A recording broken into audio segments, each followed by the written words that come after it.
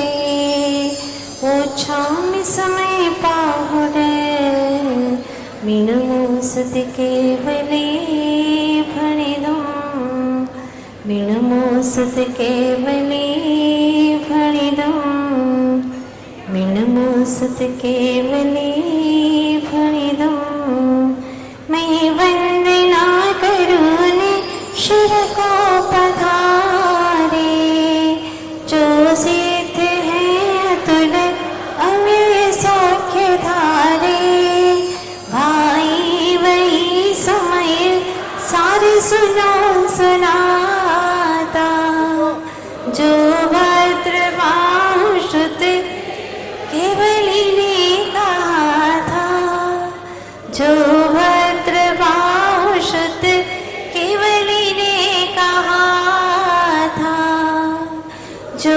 भद्रवाह श्रुत केवली ने कहा था। आदि तीर्थंकर श्री आदिनाथ भगवान की, श्री 24 तीर्थंकर भगवान की, श्रीमद् भद्रबाहु श्रुत केवली भगवान की, श्रीमद् कुंद कुंदाचार्य देव की, संत शिरोमणि अध्यात्म योगी आचार्य गुरुवर श्री विद्यासागर जी महाराज की जय हो। वंदनीय विश्व धर्म की, वंदनीय आर्यकरण 105 पूर्णमती माता जी की, वंदनीय आर्यिका संघ की।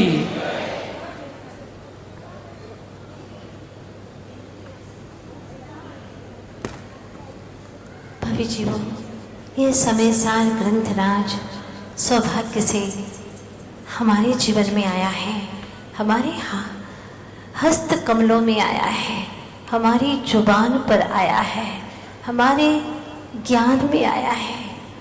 बहुत बड़ा सौभाग्य है, क्योंकि ये समय सार अर्थात मेरा अपना निजी एल्बम, समय सार अर्थात मेरी निजी कथा, मेरा अपना चित्र, आज का वर्तमान का नहीं, अनंत काल का, अनादि का मेरा अपना चित्र, मेरा अपना निजी एल्बम है। यहाँ इसमें कई कई पर्यायों में भटक करके आया, अनंत रूपों में यह जीव रूपायित हुआ, फिर भी वह है एक जीव आत्मा ही है, यह आत्मा ही, आत्म स्वरूप में कोई भी परिवर्तन नहीं आया, पर्यायों में परिवर्तन होता रहा, लेकिन जो स्वभाव है वो तो आज भी है। ये बात अलग है कि ढका हुआ है, वह पूर्ण रूप से उद्घाटित नहीं हुआ, पर मेरा स्वभाव आज भी है, ऐसा ही है जैसा जिनेंद्र भगवंतों का है, जैसे अनंत सिद्ध भगवंतों का है। हाँ, शुद्ध निश्चय से मैं आज भी, अभी भी भगवंत जैसा ही एक चिदात्मा हूं। कहा है शुद्ध निश्चय से तो परमात्मा स्वरूप ही है, लेकिन उसका अनुभव नहीं हो रहा है ना, इसलिए अनुभव करने के लिए पुरुषार्थ कर। क्या करूं, ये शरीर है, उसी में सारा समय देना पड़ता है, तो शरीर तो कुछ बोलता ही नहीं है, शरीर कुछ मांगता ही नहीं है। ये तो तेरी नादानी है कि तू इसके लिए सब कुछ किए जा रहा है। सच बात तो ये है, शरीर कुछ नहीं कहता, लेकिन तू स्वयं शरीर के प्रति समर्पित है, शरीर का तो गुलाम बना हुआ है। शरीर से इतना राग है, इतना राग है कि उसको क्या करूं, कैसा करूं। 80-80 वर्ष की उम्र हो गई, फिर भी ब्यूटी पार्लर में जा रहा है, ड्यूटी तो करता नहीं और ब्यूटी की ओर लगा हुआ है। चमड़ी झुलस गई है, लटक रही है चमड़ी, उसको और ऐसा ऐसा करो, ऊपर की ओर करो, तो कितनी देर ऊपर जाएगी भाई, अब तो लटक ही गई है। कितना ऊपर ले जाओगे उसे, कितनी देर ऊपर ले जाओगे, कील तो ठोक नहीं सकते। कोई बात नहीं, आप तो 1000 रुपया ले लो, लेकिन हमारी चमड़ी ऊपर को ले जाओ भाई, ले जाओ। कुछ भी करो, हमारे बाल तो तुम काले कर ही दो। कैसे हो तुम? तुम्हारी बेटी तो आज सफेद कराने के लिए आई थी और तुम काले करवा रही हो।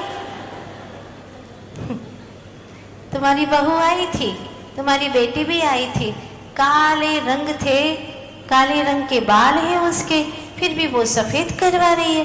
और तुम्हारे दिमाग में क्या हो गया? तुम्हारी तो ऑलरेडी सफेद ही है ना, काहे को काले करवा रही हो तुम?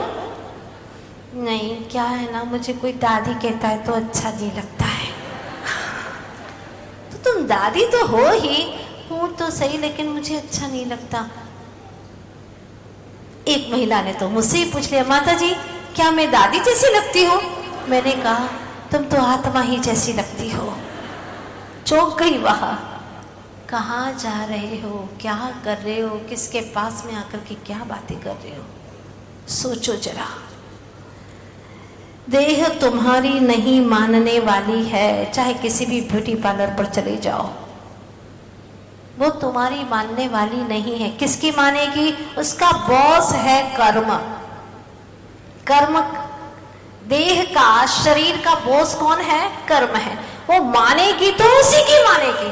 कर्म जैसा उसको चलाएंगे वैसी देह चलेगी। कल तो बहुत अच्छी दिख रही थी और आज बिल्कुल बेसुध पड़ी हुई, आंखें खुल नहीं रही है। क्या हो रहा है? बस ऐसी स्थिति हो गई। शरीर अब वो तुम्हारी नहीं मान रहा है, पहले भी नहीं मान रहा था। तुम्हारा भ्रम था कि मैं जैसा रखूं ऐसा रहेगी ये काया। नहीं, काया जैसी कर्म रखेगा वैसी रहेगी। हाँ, देखो कई बच्चे ऐसे जन्म ले रहे हैं, बचपन में भी बूढ़े जैसे चेहरा देखा होगा आप लोगों ने, है बचपन में 4 साल के, लेकिन ऐसा लगता है कि 90 साल का बूढ़े का चेहरा लगा दिया हो। किसी के कान बड़े हैं, किसी का नाक बड़ा है, किसी का मुंह इतना छोटा सा है, आंखें इतनी छोटी छोटी सी है। क्यों?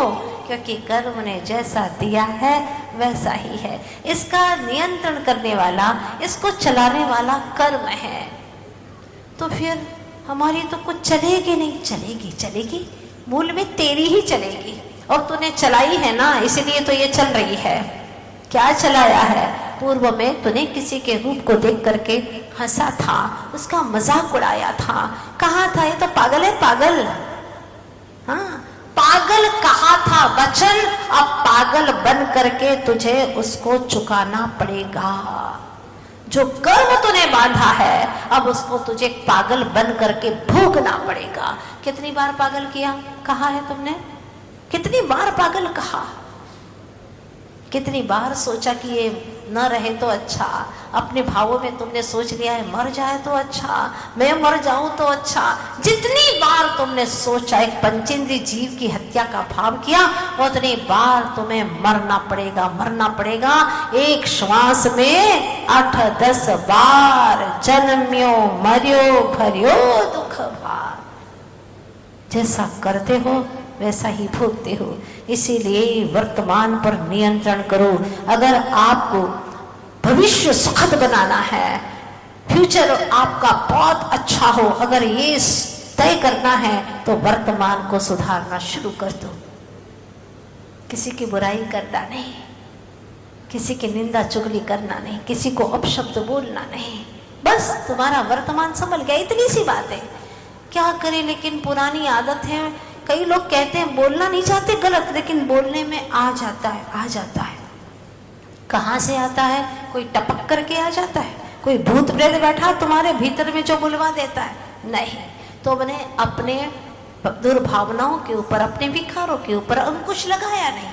तुम जागते ही नहीं हो, सोते सोते पड़े रहते हो, अपने उपादान को, अपने ज्ञान को सुलाए रखते हो। फलतः ऐसी दुष्चेष्टा करके नए नए कर्मों का बंद करते हो। वर्तमान भी तुम्हारा गया, धूमिल हो गया, और भविष्य भी तुम्हारा धूमिल हो गया। जब तुम ही तुम्हारे वर्तमान और भविष्य को अच्छा नहीं करना चाहते तो औरों की टेकरी पर, औरों के स्थान पर दौड़ने से क्या मतलब है कि तुम मेरा भविष्य सुधार दो। वो क्या सुधारेंगे तुम्हारा भविष्य? हमारा भविष्य देख लो कैसा है, हाथ देख लो। हाँ, क्या देखेंगे हाथ देखने वाले? कुछ नहीं, यूं ही आपको बुद्धू बना देंगे। जितना आप अपने भविष्य को जानते हो इतना अच्छा आप और कोई तुम्हारे भविष्य को नहीं जान सकता। एक ट्रेन में जा रहे थे, कुछ लोग सफर कर रहे थे, सोचा कि चलो सफर 10 घंटे का है, अच्छे से समय कट जाए। आसपास में लोग बैठे हुए थे, और एक व्यक्ति था, उसने भी सोचा कि चलो समय कटता जाए, 2-4 घंटे से बातें तो सुन ही रहा था सबकी एक दूसरे की, थोड़ा सा तो अनुमान हो ही गया था।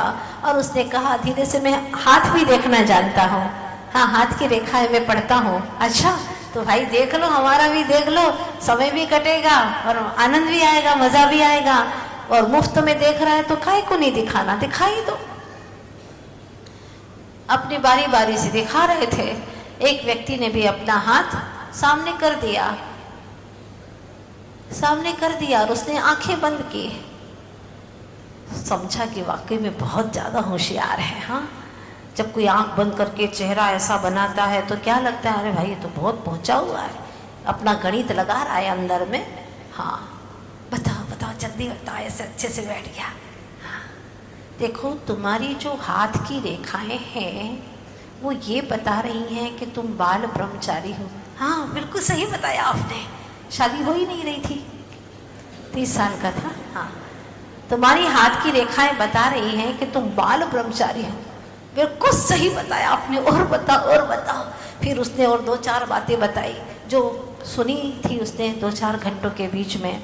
फिर धीरे से उसने आंख बंद करके कहा, देखो एक बात और तुम्हारी रेखाओं से पता चल रही है कि तुम तो बाल ब्रह्मचारी हो ही, तुम्हारे पिताजी भी बाल ब्रह्मचारी थे। बात समझने की है, उसको व्यवहार का ज्ञान तो था ही नहीं, दूसरा दुनिया के लोगों को बुद्धू बनाना, पर वो खुद बुद्धू बना जा रहा था। जिसका पिता बाल ब्रह्मचारी हो उसका पुत्र कैसे हो सकता है।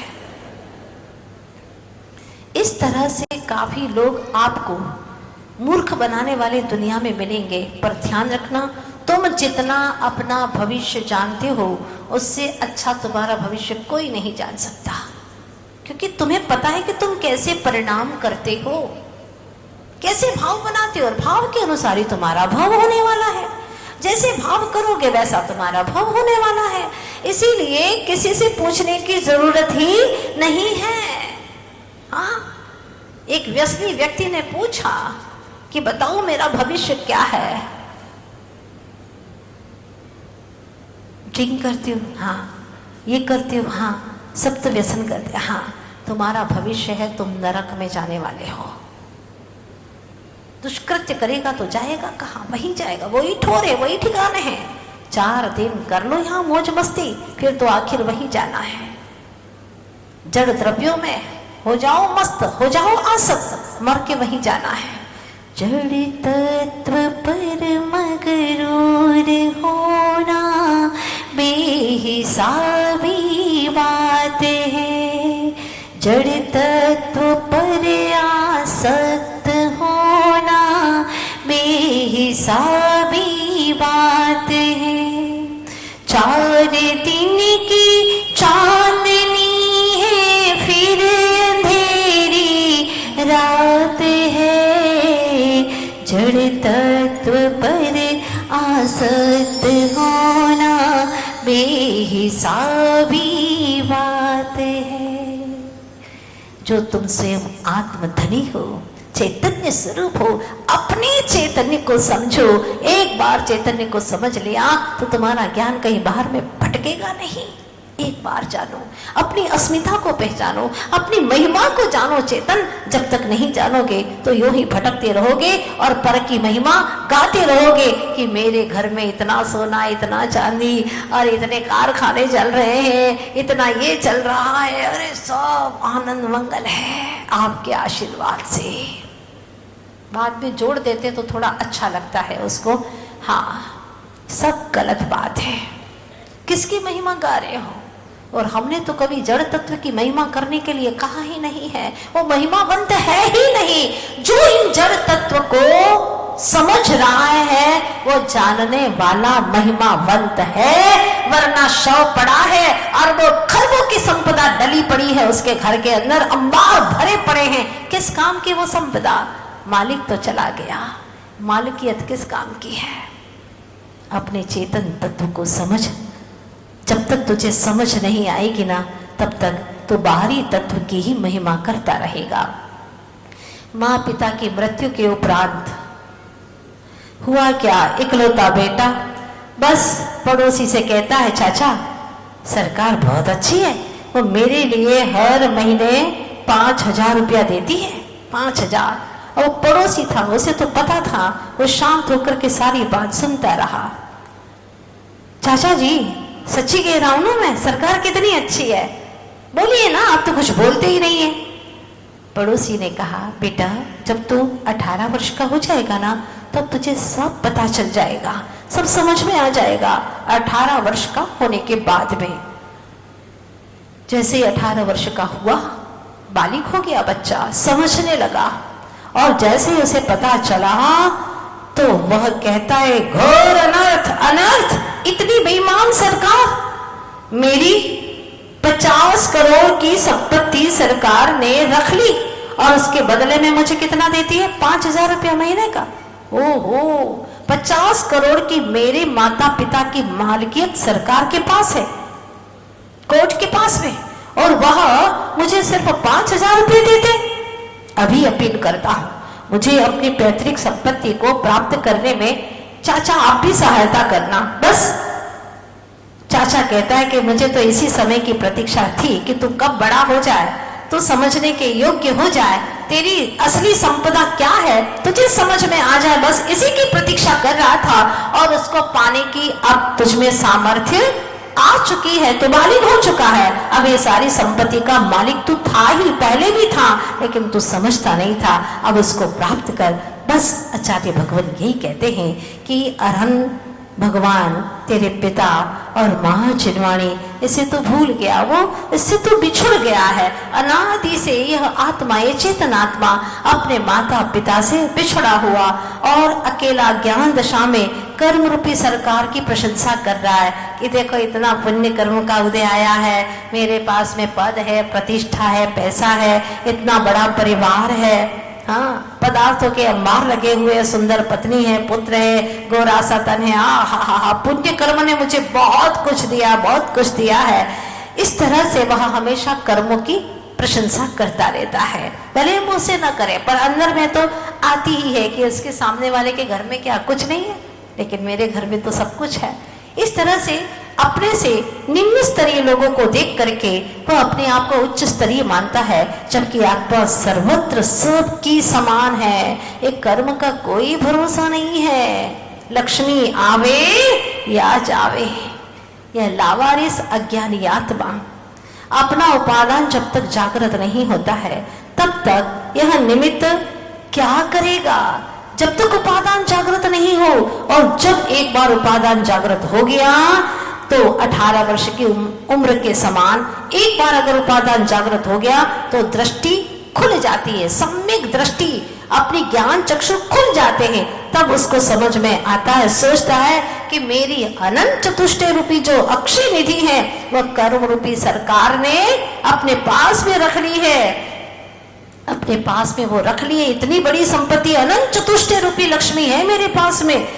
किसी भाव में थोड़ा सा मुझे पुण्य का साधन मिल गया, थोड़ी सी सुख सुविधाएं मिल गई, हाँ, तो ये तो नाशवान है। धन दौलत, फैक्ट्री, दुकान, परिवार, प्रतिष्ठा, ये सब तो 5,000 रुपये के समान है। मिल भी गई तो क्या, वो तो सब मिटने वाली है।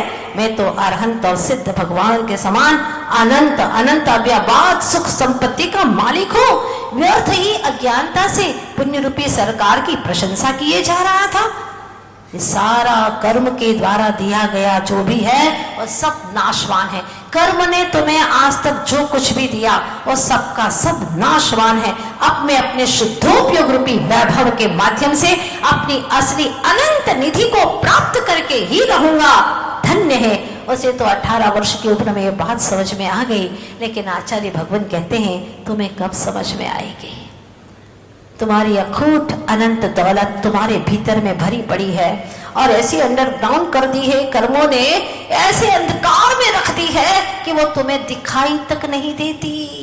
पता ही नहीं चलता कहाँ है तुम्हारी वो दौलत। मांगते रहते हो, भीख मांगते रहते हो कि तुम हमारे प्रति अच्छे रहो ना, तुम खुश रहो ना हमसे, क्यों ऐसे नाराज रहते हो?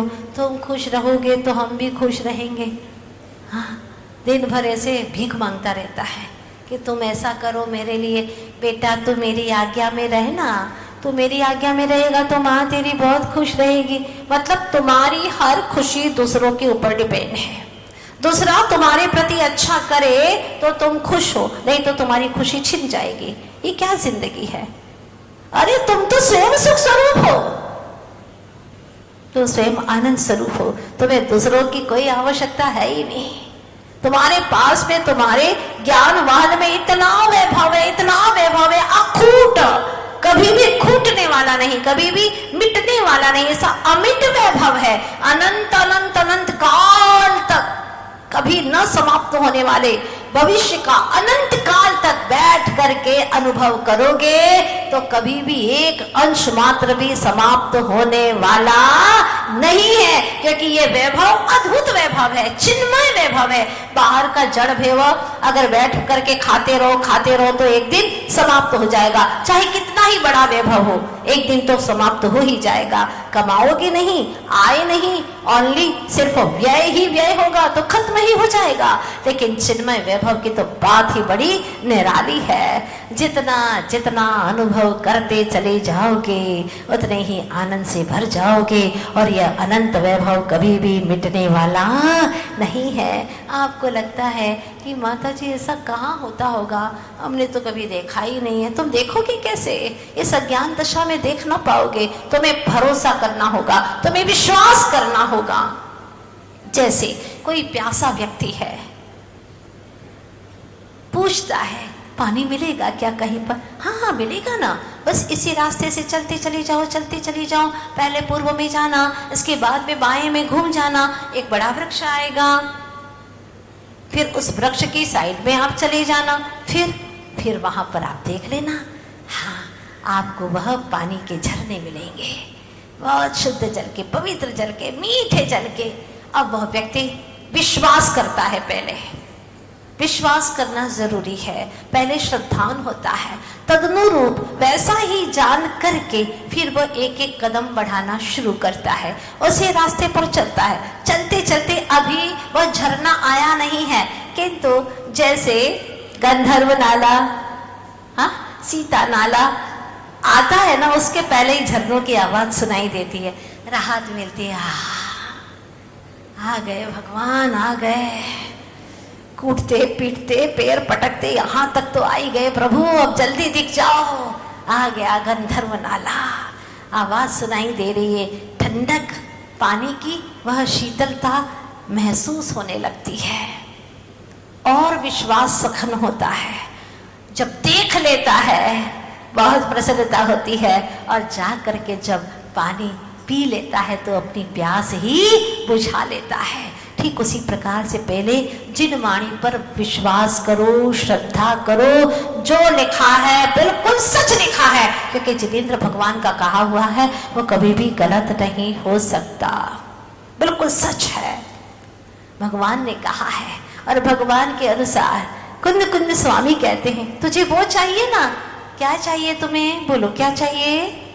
समय सार के पाठकों क्या चाहिए आपको, बताओ क्या सुनने के लिए आते हो, क्या पाने के लिए आते हो?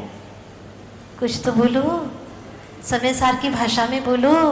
मैं तो एकत्व विभक्त आत्म तत्व की ही अनुभूति करना चाहता हूँ, उसी को देखना चाहता हूँ, उसी में डूबना चाहता हूँ। बताओ बताओ गुरुवर कुंद कुंद स्वामी वो कहाँ है, कैसी है वह? एकत्व विभक्त आत्म तत्व की अनुभूति करना है, बताइए। कुंद कुंद स्वामी कहते हैं दिखाऊंगा दिखाऊंगा। तम एयत विहतो, क्या शब्द डाला है, तम एयत विहतो, बोलो ना। दाए हम अपनो सविहवेण,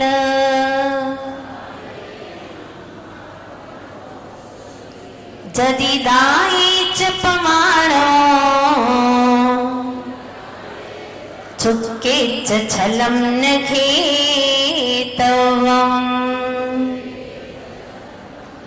तमेयत विहतं दाए हम अपनो सविहवेण, जदि दाए च जलम निकेतव। धन्य हो गुरुआ कुंद कुंद स्वामी, इतने महान ज्ञानी होकर के भी क्या लघुता, कितनी लघुता प्रकट करते हैं। तब उसको कहूंगा, किसको कहूंगा? नाम नहीं ले रहे, आत्मा को कहूंगा नहीं, उसके विशेषण बता रहे हैं, उसके विशेषण बताते। जैसे नारी होती है ना, वो अपने प्रिय, प्राणों से भी प्रिय पति का कभी नाम नहीं लेती है। उनको तम तम तम तम यानी उनको किसको बुलाएं? अरे उनको बुला लो, उनको में तो सब, उनको में सब आते हैं, किसको बुलाएं? किसको बुलाएं? उनको बुला लो। आप तो बताओ तो सही, उनको में है कौन छटाया, बताओ तो सही। ओ उनको बुला दो, बच्चों के हाँ पापा को बुला दो, समझ में आ जाए तो ठीक। अगर सामने आ गए तो नाम से नहीं पुकारती महिला, प्राणों से प्यारा है पति, नाम कैसे ले ले? जो अति प्रिय होता है उसको नामों से नहीं पुकारते, उनको विशेषणों से पुकारा जाता है, विशेषणों से। हाँ वो एकत्व विभक्त है ना, उनको मैं बताऊंगा। उनको बुला लो। किसको? बड़ी बेटी या बड़े बेटे के नाम से पुकारने लगती है। अब घर में दो नाम वाले एक ही, कैसे क्या समझ में आएगा बताओ? भले हो जाओ कंफ्यूज, कोई बात नहीं, लेकिन पुकारेंगे तो नहीं। पहले की महिलाएं बड़ी कट्टर हुआ करती थी, क्योंकि कहा जाता था कि पति का नाम लेने से उसकी उम्र घटती है, प्रेम में कमी आती है। हाँ प्रेम में कमी आती। इतनी समझदार विवेकी थी पूर्व की महिलाएं। आज के समय में तो ठीक है, कोई बात नहीं, उम्र से कोई मतलब नहीं है, प्रेम का कोई अता पता है नहीं, नाम एक दिन में कई बार ले लेती हैं, कोई फर्क नहीं पड़ता। सीखने वाली बात है। तम उनको एयत विहतम, जो एकत्व है स्वयं से, निज से एक पना है, एक ही पना है उसमें, अनेक पना नहीं है। विभक्त है, पर से विभक्त है, पर से भिन्न है। बुध कल नभ धर्म अधर्म काल, इनते न्यारी है जीव चाल। बुध कल नभ धर्म अधर्म काल, इनसे भिन्न है चाल। वो मैं हूँ, मैं चैतन्य आत्मा, वो मैं हूँ। बुध गल नभ धर्म अधर्म काल, इनते न्यारी है, इन सबसे न्यारी है, ऐसी चाल वाला हूं मैं। नाम तो बताओ कौन है? अब आप समझ लो, हम तो विशेषण बता रहे हैं, आप समझ लो वो कौन है। तम एयत विहतम, वो एकत्व विभक्त। तीसरी गाथा में कहा था एकत्व निश्चयगत, आत्मा लोक में सब जगह सुंदर है, ऐसा कहा था ना। हाँ बाकी काम भोग बंद की कथा तो बहुत सुनी है, परिचय में भी आई है, अनुभव में भी आई है, लेकिन एकत्व विभक्त आत्मा बहुत दुर्लभ है। हाँ न सुलभ नहीं है, उसकी कथा सुनना भी सुलभ नहीं है। दिन भर में कितनी व्यर्थ की बातें करते हैं, लेकिन आत्मा की कथा बहुत कम समय के लिए, वो भी अंदर प्रवेश कर जाए, बहुत दुर्लभ है, बहुत दुर्लभ है। उस दुर्लभ कथा, जिसकी दुर्लभ कथा है, उसको मैं बताऊंगा। अरे वाह, आज तो धन्य हो गया ये भक्त आपका, हे कुंद कुंद स्वामी, आज ये भक्त आपका धन्य हो गया। कई लोग आते हैं, सहेली आस पड़ोस की आती, कहती हैं उसका वीक पॉइंट हम बताएंगे, वो तेरी दुश्मन है ना, उसकी सारी पोल पट्टी हम खोलने वाले हैं। तो पहले से ही वो कल आने वाली है, प्रतीक्षा करते बड़ी बेसब्री से, कल 2 बजे आने वाली है वो। हाँ बोल के गई, उसकी सारी पोल पट्टी वो जानती है, वो मुझे बताएगी, बेटा जल्दी से काम सब ठीक कर लो घर का, वो आने वाली है 2 बजे, वो सुनाने वाली है। कितनी उत्सुकता, पर की कथा सुनने में कितनी उत्सुकता, इससे अनंत गुना उत्सुकता स्व की कथा सुनने में आए। हाँ अपनी कथा जो आज तक अनसुनी है, कही नहीं मैंने अपने आप से, अनकही, अनसुनी, अनदेखी, अपने भीतर की नगरी, बस उसी में प्रवेश करना है। तुम उसको दिखाऊंगा, दिखाने वाले हैं, चलो रे चलो, चलो सब चलो, दिखाने वाले हैं आत्मकथा को, वो आत्म स्वरूप को दिखाने वाले हैं। वो आत्मा को दिखाने वाले कौन? कुंद कुंद स्वामी दिखाने वाले हैं। चलो जल्दी। अगर कोई तुमसे कहे कि आज माता जी के पास में विशेष चर्चा होने वाली है, क्या विशेष चर्चा? विशेष चर्चा ये है कि एक दिन में आप रोड से करोड़पति कैसे बन सकते हैं, सोना कैसे बना सकते हैं, लोहे को सोना बनाने की विधि आज माता जी बताने वाली, समयसार ग्रंथराज में बताने वाली है। चलो दादाजी आप भी चलोगे? अरे हाँ बेटा, आज तो मैं चलूंगा ही चलूंगा। कोई भी चूकने वाला नहीं है, बेटा भी चल रहा है, ध्यान से सुन रहा है। जड़ धन की बातें ध्यान से सुनते हो तो चैतन्य धन की बातें अच्छे से श्रवण क्यों नहीं करते? ये निज आत्म तत्व की कथा है, इसको सुनो। यदि दायेच क्या के तम एयत विहत्तम, उस एकत्व विभक्त को दाए हम दिखलाऊंगा, दिखा दो प्रभु, दिखा दो। उसी को देखने के लिए आया हूँ। अनंत काल से संसार में बहुत कुछ देखा, कहीं सुख शांति नहीं मिली प्रभु, लेकिन अब मैं आपके द्वार पर आया हूँ, दिखा दो। क्या दिखाए? अभी तक तूने संसार को बहुत देखा है, मोह का ताज पहन करके सारे संसार में घूमा है तू, लेकिन मोह का ताज उतार करके भीतर के ज्ञान महल में प्रवेश किया ही नहीं। मोह ताज छोड़ता तुझे अच्छा लगता ही नहीं। आचार्य भगवान ने हमको बताया है, कुछ पंक्तियों में गुथाएं, सुनिएगा। मोह ताज को पहने आत्मा बदसूरत ही दिखती है। लगता है कि बहुत सुंदर दिख रहे हैं, लेकिन मोह ताज को पहने आत्मा बदसूरत ही दिखती है। परिद्रव्यों की मोह ताज बन दीनहीन सी रहती है। अतः मोह की रुचि हटाओ, मोक्ष ताज तुम पाओगे। तीन लोक के अग्रभाग पर शाश्वत ही बस जाओगे। अगर मोक्ष का ताज चाहिए, पहले मोह का ताज उतारो। बदसूरत दिख रहे हो अनंत काल से, बहुत ही बदसूरत। कैसे बदसूरत? अरे जहां 9 मोरियां बह रही हैं, इससे बदसूरती और क्या होगी? छोड़ो इसे। ये देह को संवारने में जितना समय तुमने गुजारा है, काश इतना समय आत्मा को सजाने में लगाया होता तो तुम्हारा उद्धार हो गया होता। ज्ञान शरीरी हो गए होते अभी तक, लेकिन वहां तक पहुंच नहीं पाए। बहुत बड़ी गलती कर ली। अपने मन को के जो विचार है उन्हें पवित्र करने की कोशिश करो। जो सॉफ्टवेयर के समान है मन के विचार, और हार्डवेयर के समान है यह शरीर। इन दोनों का क्रिएटर भले ही तो व्यवहार से है, मन के विचारों का और शरीर का। जैसा तूने भाव किए वैसा ही तुझे ये शरीर और मन प्राप्त हुआ है। पर ध्यान रखना, भले ही तू इसका क्रिएटर है, पर मैं यह नहीं हूं, मात्र इसका ज्ञाता हूं। मैं शरीर नहीं हूं, मैं मन नहीं हूं, मैं सिर्फ इसका ज्ञाता हूं। मैं चेतन हूं, न तन हूं, न मन हूं।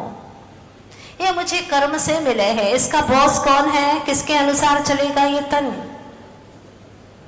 ये तन किसके अनुसार चलेगा? कर्म रूपी उसका जो नायक है उसके अनुसार चलेगा। वो जैसे चलाएगा वैसा चलेगा, मेरे अनुसार चलने वाला नहीं है। अभी तक तो इसको चलाने में अनंत काल तक चल गया संसार में। देह को चलाने के चक्कर में अनंत काल से चल गया संसार में। अब इसको चलाना बंद कर, जो चल सकता है ऐसा चेतन आत्मा उसको चला। भावों को नियंत्रित कर और अपने अनुसार चलाने की कोशिश कर, देखना तेरा जीवन बदल जाएगा। ध्यान रखना, जब जब भी बदलती अवस्था पर दृष्टि डालेंगे, जो बदलने वाली चीजें हैं उसके ऊपर दृष्टि डालेंगे तो राग होगा, द्वेष होगा, क्रोध, मान सब कुछ होगा। लेकिन जो अपरिवर्तनशील है, सदा से एक जैसा ही तत्व है, भले ही उसमें उत्पाद व ध्रुव्यात्मक परिणमन हो रहा है, अपना सूक्ष्म परिणमन, लेकिन बाहर में ऐसा कोई भी परिवर्तन दिखाई नहीं देता। उसका स्वभाव अनादि से ज्यों का त्यों आज भी है, भले ही शक्ति रूप में है, व्यक्तिकरण नहीं हुआ। ऐसा चैतन्य आत्मा जो अपरिवर्तनशील है, मैं अनादि से आत्मा ही था, आत्मा ही हो और आगे भी आत्मा ही रहूंगा, हूं छू आत्मा, बस आत्मा, अनादि से मैं आत्मा ही हूं। इसको समझने में क्या दिक्कत है? अज्ञानी को मजा आता है, कोई माँ कहे तो मजा आता है उसको, हाँ बेटा चलो माँ, इतना प्यार से कोई बोल दे, राग रंग से लिपटा दे, फिर तो देखो वह प्रवचन छोड़ करके भी, आत्मा का प्रवचन छोड़ करके चली जाएगी उसके साथ में। माँ के शब्द में इतना राग रंग आ गया कि वह छोड़ करके चली जाएगी। जो परम आत्मा है उसके लिए कुछ नहीं, जो आत्मा है स्वयं उसके लिए कुछ नहीं, कभी नहीं गया ही नहीं अपने घर में, स्वदेश में कभी पहुंचा ही नहीं, क्योंकि स्वयं के प्रति प्रीत ही नहीं है ना। एक बार प्रीत करके देखना है, इतनी प्रीत कि इसके सिवा कुछ अच्छा ही न लगे। जैसे ही समय मिले आंख मूंद करके बैठ जाए, अपने आप को निरखे, अपने आप को निहारे, बस और कुछ नहीं। सिर के बाल निकालने के लिए नाई को समर्पित हो जाते हो, है ना, पूरी तरह से। ऐसा करो, ऐसा कर देता है, ऐसे देखो, ऐसा देखने लगता है, जैसा कहे वैसा करने के लिए तैयार हो जाते हैं। बीमारी को दूर करने के लिए डॉक्टर वैद्य जैसा कहे वैसा मानने को तैयार हो जाते हैं। मत खाना, नहीं तो मर जाओगे, नहीं खाएंगे, अच्छा हुआ डॉक्टर साहब आपने बता दिया, भला समझते हैं, प्रशंसनीय हो जाता है वो तुम्हारे लिए। तो फिर अपने भीतर के जब रोग को मिटाने के लिए डॉक्टर वैद्य को आप समर्पित हो जाते हो, बाल निकालने के लिए नाई को समर्पित हो जाते हो, तो फिर अपने दोषों को मिटाने के लिए गुरु के चरणों में समर्पित क्यों नहीं होते? पूछना अपनी चेतना से, क्यों समर्पित नहीं होते? प्रभु को क्यों समर्पित नहीं होते? माँ जिनवाणी जो कहे उसको समर्पित क्यों नहीं होते? प्यार से समझाना, प्यार की भाषा में अध्यात्म का विषय चल रहा है, प्रेम से लेकर के चलना। चेतना को अपनी अंतर यात्रा पर आपको अपनी मंजिल अवश्य मिलेगी, गंतव्य मिलेगा। हाँ, समझ में आ रही है बातें? आ रही है, धीरे धीरे ही सही, लेकिन एक एक कदम बढ़ते बढ़ते अपने अंतर जगत में प्रवेश करने का सफल प्रयास करें, यही शुभकामना है। और इसी के लिए कुंद कुंद स्वामी ने हम जैसे जीवों के लिए पुरुषार्थ किया है। आप भी अंतर पुरुषार्थ जगाइएगा, चाहे कितना भी कुछ हो जाए बाहर में, लेकिन मैं अपना अंतर पुरुषार्थ नहीं छोड़ूंगा। ये भाव मुझे सार्थक करना ही करना है। ठान लो, मान लो, जान लो, पहचान लो। चेतनात्माओं अपने घर आ जाओ, बस यही कुंद कुंद स्वामी का कहना है। यही गुरुवर्ष विद्यासागर जी महाराज का कहना है कि बहुत दिन हो गए पर घर में भटकते भटकते आप निज घर में आ जाओ चेतन। जिनवाणी माँ पुकार रही है, एक बार अपने निज घर में आओ, फिर तुम पर घर में कभी नहीं भटकोगे, ये विश्वास है। कल रविवार का दिन है, ऐसे ही क्लास अनवरत चलती रहेगी और हम अपनी यात्रा पर निरंतर धावमान होंगे, गतिमान होंगे, प्रगतिमान होंगे, प्रवाहमान होंगे। हम अपनी अंतर यात्रा को नहीं छोड़ेंगे। आप लोग सब ठान लिए ना? बोलो।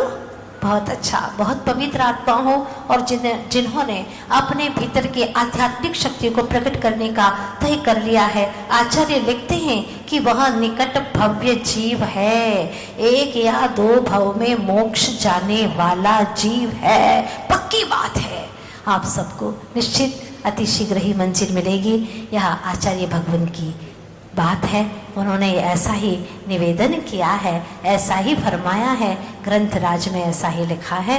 हूँ चैतन्य चिदानंद धाम जानन निज से